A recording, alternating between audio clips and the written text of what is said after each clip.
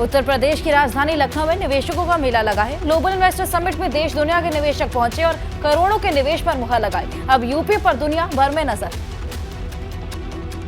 लखनऊ में चल रहे 3 दिवसीय ग्लोबल इन्वेस्टर समिट के पहले दिन की शाम को बदलते उत्तर प्रदेश की तस्वीर दिखाई दी, तो वहीं समिट के दूसरे दिन यूपी के भविष्य की योजना तैयार की गई। ग्लोबल इन्वेस्टर समिट में जहां देश दुनिया के टॉप निवेशक पहुंच रहे हैं, तो वहीं केंद्रीय मंत्री भी समिट में हिस्सा ले रहे हैं। ग्लोबल इन्वेस्टर समिट में पहुंची केंद्रीय मंत्री स्मृति ईरानी ने अमेठी के लिए निवेश को लेकर यूपी सरकार का आभार व्यक्त किया है। हम अमेठी के नागरिक आपका आभार व्यक्त करते हैं। बदलते उत्तर प्रदेश में ग्लोबल इन्वेस्टर समिट का बहुत बड़ा योगदान माना जा रहा है। अब यूपी नई ऊंचाइयों को छू रहा है। काफी बड़ी इन्वेस्टमेंट उत्तर प्रदेश में लाने का काम योगी आदित्यनाथ जी ने किया है। मैं योगी जी का हृदयपूर्वक अभिनंदन करता हूँ। उत्तर प्रदेश के अंदर आज जो इंफ्रास्ट्रक्चर, उस इंफ्रास्ट्रक्चर को हमको कैसे आगे बढ़ाना है, उसमें उनका मार्गदर्शन और सहयोग हमें निरंतर प्राप्त हुआ है। ग्लोबल इन्वेस्टर समिट से यूपी ने अपना सामर्थ्य दिखा दिया है। जिस भरोसे निवेशकों ने 32 लाख करोड़ के निवेश के साथ हामी भरी है, उसी भरोसे यूपी एक विकसित राज्य बनने की ओर छलांग लगाने की दिशा में तैयार है। लखनऊ में चल रहे ग्लोबल इन्वेस्टर समिट में एक तरफ करोड़ों का निवेश हो रहा है, सरकार इसे अपनी बड़ी उपलब्धि बता रही है, तो वहीं विपक्ष इसे सरकार का झूठा दावा साबित करने में जुटी है। यूपी में देश दुनिया के निवेशकों का मेला लगा हुआ है। यूपी सरकार यूपी को संवारने में लगी है। यूपी में निवेश से रोजगार के कई रास्ते खुलने जा रहे हैं। वहीं दूसरी तरफ विपक्ष सरकार के इन दावों को हवाई बता रही है। जो इन्वेस्टमेंट निवेश उनके पास आया, उसके माध्यम से कितने लोगों को रोजगार मिला और किस स्तर का रोजगार मिला। हवाई बातें न करें, आंकड़े निकाल के दिखाएं। ग्लोबल इन्वेस्टर समिट पर सपा विधायक डॉक्टर पल्लवी पटेल ने कहा कि आंकड़े निकाल कर दिखाएं। पल्लवी पटेल ने सरकार की मंशा पर सवाल खड़े कर दिए हैं। आज जो लोग काम कर रहे हैं, उनके शटर गिर चुके हैं सरकार की नीतियों की वजह से।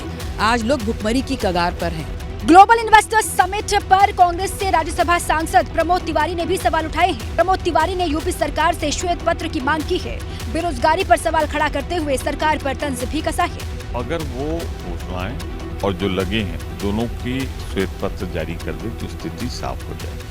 जाहिर है कि अगले साल 2024 में लोकसभा चुनाव होने वाले हैं। ऐसे में विपक्ष सरकार को घेरने के लिए मुद्दों की तलाश में जुटा हुआ है। ऐसे में सरकार की उपलब्धियां विपक्ष को नागवार लग रही हैं। चित्रकूट जेल में अब्बास अंसारी की साजिश का खुलासा हुआ। डीएम और एसपी ने जेल में छापा मारा तो पत्नी निखत जेलर के कमरे में ली। निखत को 16 फरवरी तक न्यायिक हिरासत में भेज दिया गया। निखत अंसारी बीते कई दिनों से जेल में बंद विधायक पति अब्बास अंसारी से मिलने जाती थी। रोजाना 3 से 4 घंटे बिताकर वापस आ जाती थी। चित्रकूट डीएम और एसपी ने जब जेल में छापा मारा तो निखत जेलर के कमरे में मिली। पुलिस ने अंसारी की पत्नी निखत को गिरफ्तार कर लिया है। पुलिस ने निखत से मोबाइल फोन, कैश समेत अवैध चीजें बरामद की हैं। साथ ही इस पूरे मामले में अब्बास, निखत और जेल अधीक्षक समेत अन्य जेल कर्मचारियों के खिलाफ केस दर्ज कर लिया गया है। जो कार्यालय है कारागार का, उधर ही एक प्राइवेट कमरे में उनकी पत्नी से मुलाकात कराई जाती है, जिसका विवरण मुलाकात रजिस्टर में अंकित नहीं किया जाता है। अब्बास पर पत्नी निखत के मोबाइल फोन से लोगों को धमकी देने का आरोप लगा है। अब्बास अंसारी पर जेल से ही लोगों को धमकी देने का आरोप है।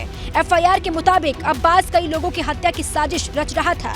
कई पुलिस अफसरों, गवाहों और अभियोजन से जुड़े लोगों की हत्या की साजिश का दावा किया गया है।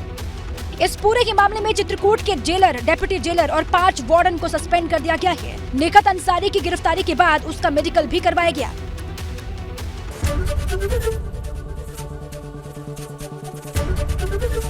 एबीपी गंगा, खबर आपकी, जुबान आपकी।